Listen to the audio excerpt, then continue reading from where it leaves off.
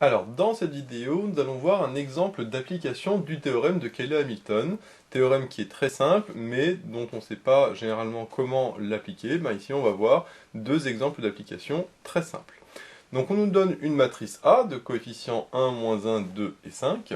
Et on nous demande d'abord de calculer PA. PA, c'est ce qu'on appelle le polynôme caractéristique. Il y a différentes manières de le noter. Ici, je le note PA. Alors, le polynôme caractéristique, qui par définition est un polynôme, a pour formule PA de x égale le déterminant de la matrice A moins x fois l'identité.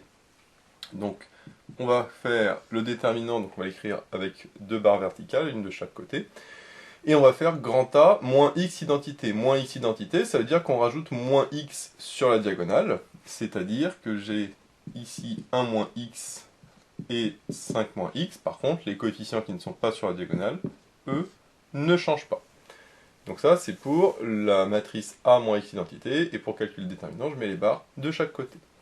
Là, j'ai le déterminant d'une matrice de 2, donc qui est plutôt simple, puisqu'on sait que c'est ça fois ça, moins ça fois ça.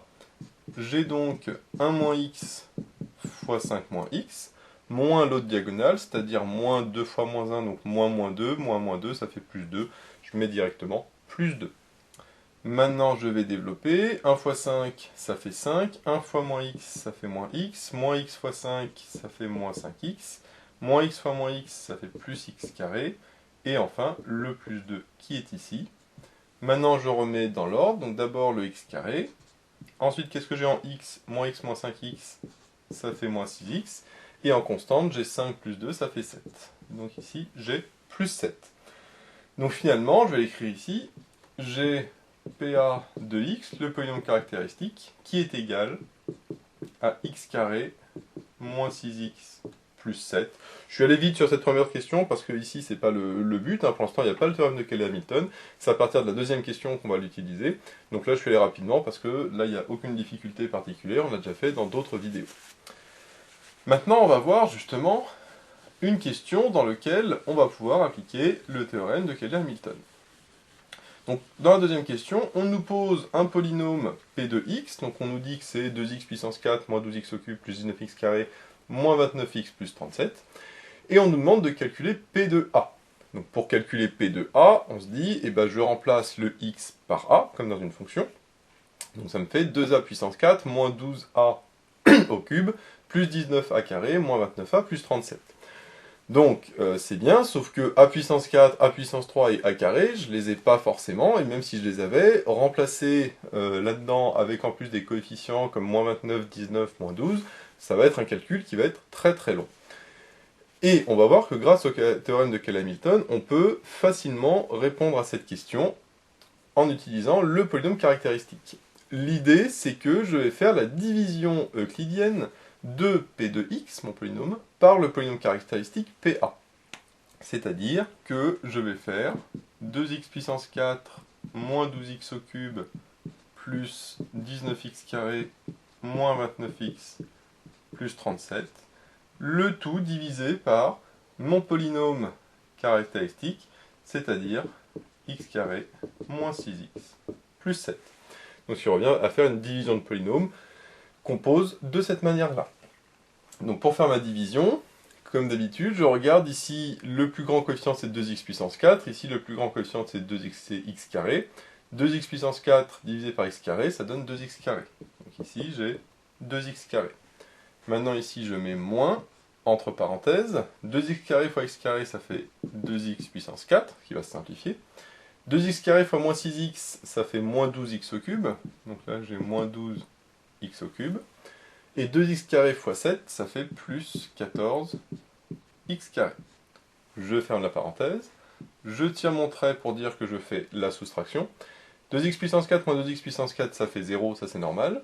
Moins 12x au cube, moins 12x au cube. Bon, là aussi, ça s'annule, mais c'est un cas particulier. Normalement, ça s'annule pas forcément. C'est toujours le premier coefficient qui s'annule, pas forcément le deuxième. Donc ici, ça va aussi me donner plus 0. Par contre ici, 19x carré moins 14x carré, ça me donne 5x carré, 19 moins 14, ça donne 5. Et par contre, là, le moins 29x et le plus 37, je peux les recopier, puisque là, j'avais pas de terme à soustraire. Maintenant je recommence, je prends mon nouveau polynôme 5x carré moins 29x plus 37 et je le divise par, toujours, x carré moins 6x plus 7. Je regarde le plus grand coefficient, c'est 5x carré. 5x carré divisé par x carré, ça fait 5. Donc ici, j'ai plus 5. Je fais la même chose que tout à l'heure, je mets moins entre parenthèses. X carré fois 5, ça fait 5x carré. Moins 6x fois 5, ça fait moins 30x. Donc là, j'ai moins 30x. Et 7 fois 5, ça fait 35. Donc là, j'ai plus 35. Et je fais la soustraction, donc je tiens mon trait pour dire que je soustrais. 5x carré moins 5x carré, ça fait 0, ça s'annule, ça c'est normal. Moins 29x moins moins 30x moins moins 30x, ça fait plus 30x. Moins 29x plus 30x, ça fait x. Et enfin, 37 moins 35, ça fait plus 2. Et là, je sais que j'ai fini ma division euclidienne, puisque le polynôme que je obtiens, qui est de degré 1, x plus 2 c'est de degré 1, est de degré strictement inférieur à mon polynôme diviseur, qui est lui de degré 2. Donc quand le reste est de degré strictement inférieur au polynôme diviseur, je sais que ma division euclidienne est terminée. Et donc je peux en déduire que mon polynôme P de x ici est égal à ça fois ça, plus le reste, c'est-à-dire x plus 2. Donc ça c'est ce que je vais écrire ici, je vais écrire là pour que ce soit plus simple. Donc là ce que je viens de montrer grâce à la division euclidienne, c'est que mon polynôme P de x est égal à x carré moins 6x plus 7, c'est-à-dire PA de x, donc là je vais écrire PA de x, on va voir pourquoi, fois 2x carré plus 5, 2x carré plus 5, et enfin plus le reste qui est x plus 2. Donc là, hein, le x carré moins 6x plus 7, j'ai mis PA de x pour que ce soit plus simple, mais aussi surtout pour pouvoir appliquer le théorème de Cayley-Hamilton par la suite. Donc là vous allez me dire, bon c'est bien gentil d'avoir fait la division euclidienne, mais à quoi ça sert, puisque pour l'instant j'ai toujours pas répondu à la question qui est de calculer P de A. Il faut oublier que la question quand même c'était de calculer P de A.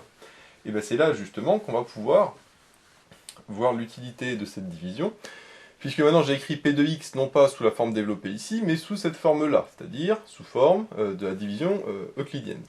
Et donc si je calcule maintenant P de A, donc P de A, je remplace le x par A, c'est-à-dire que ça fait PA de A, facteur de 2A carré plus 5, alors attention c'est plus 5 identités, puisque quand je remplace un x par un polynôme, hein, je rappelle que forcément les constantes, ça ne peut pas être juste plus 5, puisque une matrice plus 5, ça n'existe pas, c'est forcément une matrice plus une autre matrice, et donc les constantes comme 5 ou 2 deviennent 5i ou 2i. Et donc ici, le x, on a dit qu'on remplace par a, et le 2, comme je viens de le dire, c'est pas 2, c'est 2i, puisque maintenant je suis dans les matrices, et non plus dans les polynômes.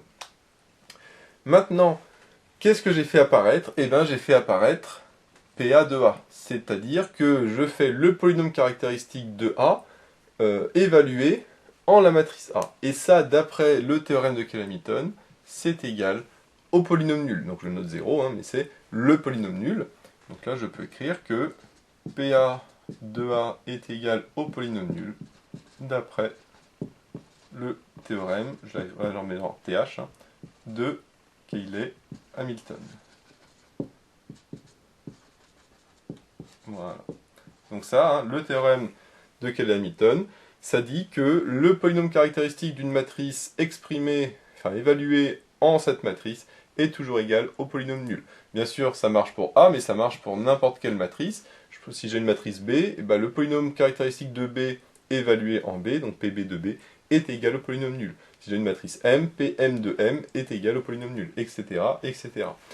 Et donc, l'intérêt de ça, c'est que je vois que là, j'ai le polynôme nul fois 2a carré plus 5i, bah, ça va me donner forcément 0, puisque 0 fois n'importe quoi, ça donne 0. Et donc, j'en déduis que, alors je vais écrire la suite au-dessus, P de A, finalement, est égal à grand A plus 2 identités, ce que j'ai ici. Et donc on voit que maintenant, plutôt que d'avoir P de A égale 2A puissance 4 moins 12A puissance 3, etc., etc., eh bien, j'ai P de A égale juste A plus 2i. Et donc après, bon, on pourrait calculer, hein, donc A c'est cette matrice-là, et plus 2i, ça fait plus 2 sur la diagonale, c'est-à-dire que là j'ai un 3, et là j'ai un 7, à la place du 5. Voilà. Donc je ne vais pas l'écrire parce que ça n'a pas d'intérêt. hein, le principal ici, c'était de voir que en faisant la division euclidienne par le polynôme caractéristique, eh bien, on fait apparaître le polynôme caractéristique dans l'expression du polynôme, et après, quand je remplace le x par a, ça s'annule, puisque par le théorème, eh bien, je sais que PA de A est égal au polynôme nul. Donc voilà, l'exemple d'application alors le plus classique, on va dire, du théorème de Cayley-Hamilton. Donc maintenant, on va voir un deuxième cas d'application, qui a un petit peu le même style qu'ici, mais avec une petite différence. Donc maintenant qu'on a calculé P de A, et donc qu'on a trouvé donc notre matrice, on nous demandait de calculer P de A puissance moins 1, c'est-à-dire l'inverse de P de A. Alors, bien évidemment, comme ici j'ai dit que P de A c'était A plus 2I, donc je vais quand même l'écrire, c'est la matrice 3, 5, 3, 7, pardon, parce qu'on fait plus 2 sur la diagonale, et ici, moins 1, 2 ne bouge pas. Là, du coup, j'ai une matrice de 2, et je sais qu'une matrice de 2, pour l'inverser, je peux très facilement, enfin, il y a une formule pour inverser une matrice de 2. On pourrait faire comme ça, mais bien évidemment, ici, c'est pas le but. Le but, c'est une fois de plus d'utiliser le théorème de Cayley-Hamilton. Et donc maintenant, la petite différence par rapport à tout à l'heure, c'est que là, je ne vais pas diviser P de x par le polynôme caractéristique, mais je vais plutôt diviser le polynôme caractéristique, mon P de A, par le reste dans la division euclidienne, qui ici est x plus 2. Alors on va dire c'est un petit peu bizarre, mais on va voir que ça va marcher.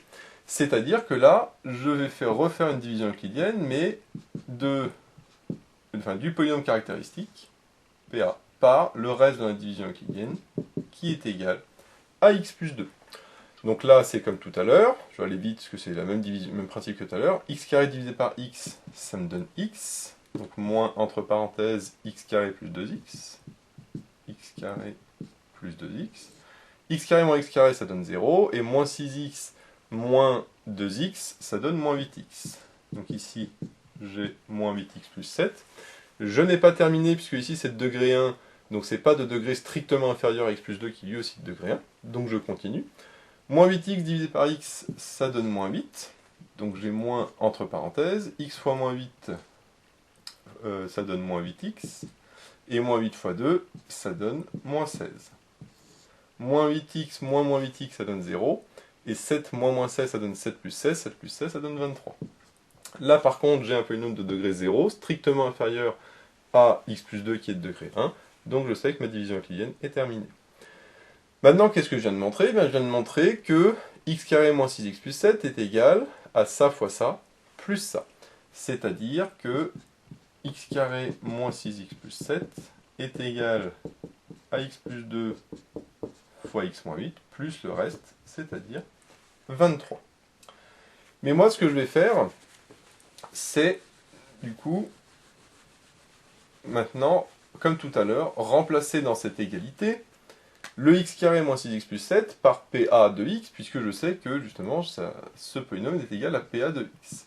J'ai donc PA de x qui est égal à x plus 2 fois x moins 8, plus le 23. Donc ça, j'ai juste réécrit l'égalité que je viens de trouver, mais, comme tout à l'heure, le x carré moins 6x plus 7, je dis que c'est PA de x. Et là, comme tout à l'heure, je vais remplacer mon grand X, par la matrice A, pour pouvoir avoir PA de A, et donc utiliser le théorème de Cayley-Hamilton. Puisque là, si je remplace le X par A, ça me donne PA de A est égal à, donc là c'est A plus, attention comme tout à l'heure, 2I, et non pas 2 tout court, parce qu'on est dans les matrices maintenant. Ici, ça me donne de la même manière A moins 8I, et là le 23, ça donne aussi 23I. Une fois que j'ai fait ça, comme tout à l'heure, je retrouve PA de A. Et PA de A, qu'est-ce que ça vaut? PA de A, je sais que ça vaut 0 d'après le théorème de Cayley-Hamilton. Donc ici, j'ai 0.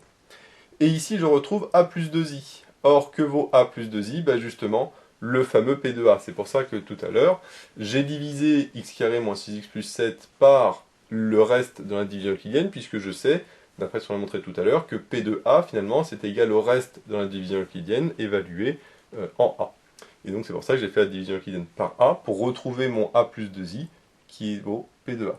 Donc ici j'ai P de A, facteur de A moins 8I, et donc plus 23I. À partir de là, faut pas oublier qu'est-ce qu'on veut. Nous, on veut trouver P de A moins 1, l'inverse de P de A. Et pour trouver l'inverse de P de A, je sais que je dois avoir P de A fois quelque chose qui est égal à l'identité. Là, j'ai bien mon P de A fois quelque chose, mais je dois avoir tout ça est égal à l'identité. Donc, ce qu'on doit faire, c'est le plus 1 de 3i qui ne m'intéresse pas, le passer de l'autre côté, pour après faire apparaître P de A fois quelque chose égale l'identité. Alors ça va me donner moins 23i égale P de A fois ça, alors plutôt que d'écrire comme ça, je vais inverser tout de suite. Ça me donne P de A fois A moins 8i est égal à moins 23 fois l'identité. Et là, moi comme je ne veux pas moins 23 identité mais juste identité, j'ai juste à diviser par moins 23. Et donc je vais continuer en le mettant ici. Donc là, si je divise par moins 23, ça me donne P de A facteur de A moins 8i divisé par moins 23. Alors je le mets là, puisque je sais que je veux P de A fois quelque chose. Et donc c'est pour ça que le moins 23, je le mets ici, et non pas le tout divisé par moins 23. Si je mets le moins 23 sous le P de A, ça n'a plus aucun intérêt. Et comme j'ai divisé par moins 23, ça me donne l'identité. Maintenant, qu'est-ce que je viens d'obtenir? Je viens d'obtenir P de A fois quelque chose qui est égal à l'identité. Et donc, par définition, je sais que ce quelque chose est égal à l'inverse de P de A. Alors, pour le réécrire un petit peu mieux, on va d'abord le moins le mettre au-dessus pour inverser les signes. Comme ça fait non pas A moins 8i, mais 8i moins A, et le tout divisé par 23. Comme ça, c'est un petit peu plus propre. Et donc, comme je disais, comme j'ai P de A fois quelque chose égale l'identité, et bien par définition, ça veut dire que ce quelque chose en question est égal à l'inverse de P de A, c'est-à-dire P de A moins 1. Donc, j'en déduis que P de A moins 1, l'inverse de P de A, est égal à 8i moins A divisé par 23, ou 1/23e de 8i moins A, ça revient strictement au même.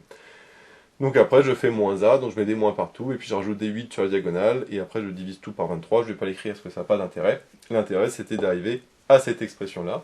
Et une fois de plus, on voit que j'ai utilisé le théorème de Cayley-Hamilton, puisque j'avais encore une fois P de A, enfin PA de A, que j'avais fait apparaître. Et donc, cette fois-ci, c'était non pas en faisant la division euclidienne de P de X par P de A, mais de P de A par le reste dans la division, par le reste dans la division euclidienne de P de X par P de A. Ce qui me permettait d'obtenir une expression, encore une fois, très simple, entre le P de A et les autres, et puis les matrices A, ce qui me permet de l'isoler. Encore une fois, on a une relation entre le P et le P de A, et donc après, en évaluant cette expression en A, c'est-à-dire en remplaçant le X par A, eh bien le PA de A disparaît, puisque d'après le théorème de Cayley-Hamilton, c'est égal à 0, et donc ça simplifie grandement l'expression, ce qui permet après d'isoler ce que l'on cherche. Donc voilà deux cas d'application assez classiques du théorème de Cayley-Hamilton. Donc voilà, j'espère que cette vidéo vous sera utile. N'hésitez pas à vous abonner pour être au courant des nouvelles vidéos qui sortiront. J'ai mis le lien dans la description vers l'énoncé de l'exercice, ainsi que vers d'autres exercices sur ce chapitre. J'ai également mis le lien vers la page Tipeee où vous pouvez soutenir Méthode Maths. Et moi je vous dis à bientôt pour de nouvelles vidéos.